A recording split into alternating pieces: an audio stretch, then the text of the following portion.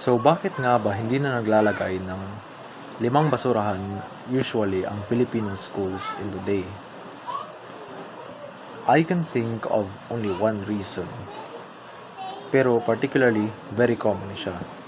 So, sa mga estudyante karon, hindi na nakikinig sa mga pasabi ng teachers, of course, na dapat yung basura nyo itapon nyo sa tamang lagayan. So, ang nangyayari, napag-aalaman ng teacher, of course, na bakit pa ba sila mag-i-implement ng bagay na yan kung mismo yung estudyante ayaw maglagay ng basura sa tamang lagayan. Kasi in the end of the day, sino ba ang nagkakaroon ng problema dahil dito? Siyempre yung teachers, dahil sa maaari sila yung ma-fine dahil sa kanila yung classroom at hindi nila naayos yung problema nito. So, para maiwasan to, meron naman talagang simple na way para makapaglagay sila ng maayos. At syempre maraming estudyante na nakakapag-isip na mahal naman yung trash bag. Syempre 10 pesos at sa palagay ko in 1 week mabilis lang yan mapupuno. So there is a way para hindi yan mangyari. So first, ang papers. Syempre ang papers nakatay duha ka type. Simple lang. Papers na usually ginagamit without names, scratch papers. Then we have papers na may names, possibly sa imong classmates or sa imong sarili. So ang paper without name pwede mong ilagay sa basurahan kasi syempre wala namang fine yan pag sino mang nakakuha. Pero sa paper with names, pwede mo namang ilagay sa bag. Sa paper, kapag nag-crumble ka ng paper, mas malaking diameter na nakukuha niya sa trash bag. So, ang ginagawa, pwede mong gawin ay i-fold mo ito kahit kaisa lang. Of course, sa paper with names, keep it in your bag. For boxes, usually, beverage boxes, you can fold it. For the larger ones that contains many, you can keep it aside because dili man siya or not usually conventional like ibutan mo sa trash can, or it's not conventional to place it on the trash can itself because usually trash cans are small, and especially with 5 quantities inside the classroom, usually they implement the small ones. So mas better na i-keep na nimo yung mga malalaking boxes. For beverage boxes na usually binibili sa canteen, pwede nyo itong i-dismantle tsaka i-fold. Pagkatapos nyan, ilagay mo. As for Manila paper and cartolina, of course, some may know and some may not know na wag nyo na lang ilagay sa trash bin kasi malalaki yung Manila paper itself tsaka yung cartolina.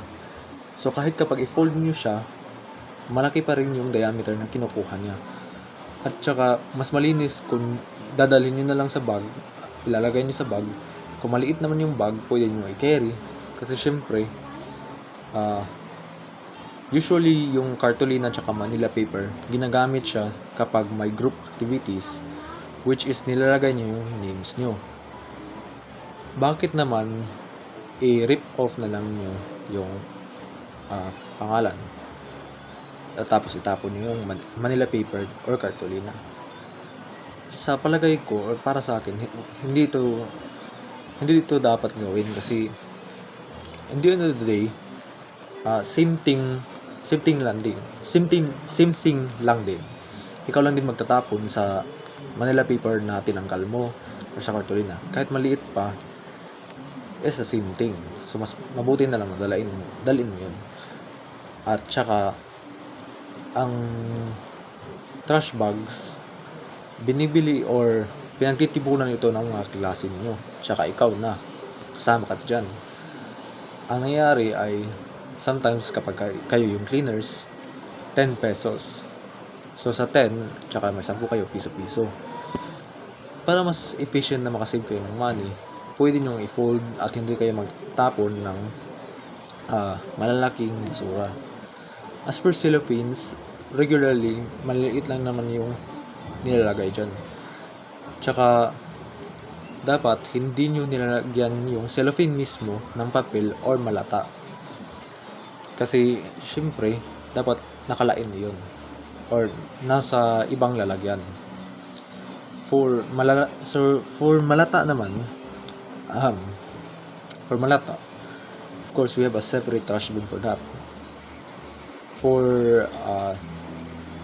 chicken pieces na usually kinakain sa room dahil sa baon,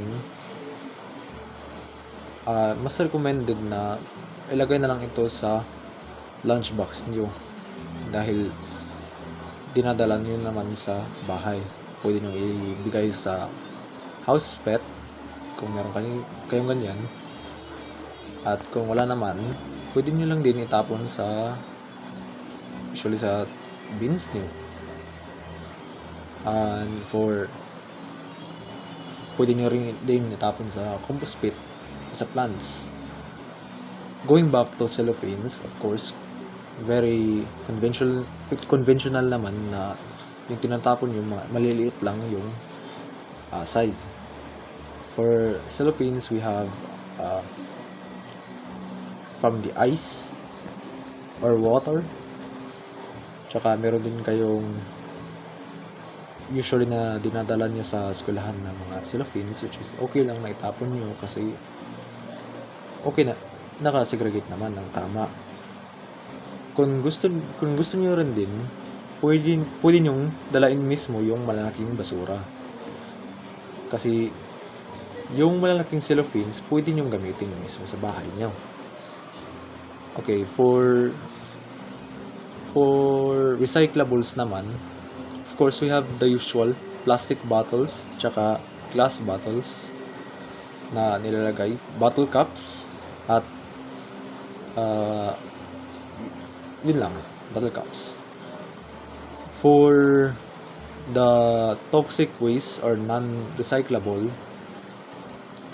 we have broken glass, which is very common or not very common usually to the school.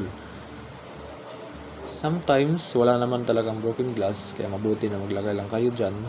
So, around 30 pesos lang yung spending nyo, at least in a month. Dahil sa segregation way na ito. Sa pag-fold ng paper, nakakapag-save kayo ng space. At naiiwasan nyo rin din magtapon ng malalaking basura. Kaya mas marami kayong matatapon within a month. Kung para sa iyo na madumi naman kung itatapon mo yung basura every month lang, syempre okay lang din yan. Iba-iba naman ang mindset ng mga tao. So every week pwede nyo gawin yan kung meron kayong pera. At saka iba-iba naman ang mga magtatapon ng basura. Pero kung naka-schedule, of course, I guess same lang din. As for pagtatapon ng basura, pwede nyong i-talk about kung sino sa araw na ito, Monday, Tuesday, Wednesday, Thursday, and Friday. Iba-iba para hindi naman madaya. At yun lang, para sana may balik sa ibang schools yung usual na 5 bins, kasi mahirap na kapag ang trash bin nyo lang or trash bags ay isa lang, tas nakatipon dun. Kasi baka kasi kapag ikaw yung nagtapon, no? Ikaw yung nagtapon tapos buslot pala yung bag, tsaka nakita yung papel at may pangalan, di syempre awkward, at tsaka may problema lang din kung mayroong makabasa dun. At sa pag-recycle or sa pagtapon naman ng basura sa or yung kinakrush na nila yung basura, sometimes binabasa nila kung ano ang nasa loob, or ano bang tinitingnan nila kung ano nasa loob. Kung nanotice nila na may pangalan, baka ma-fine kayo. Kaya mas mabuti na iiba nyo yung papel na may pangalan. At yun lang. So sana no maibalik na. At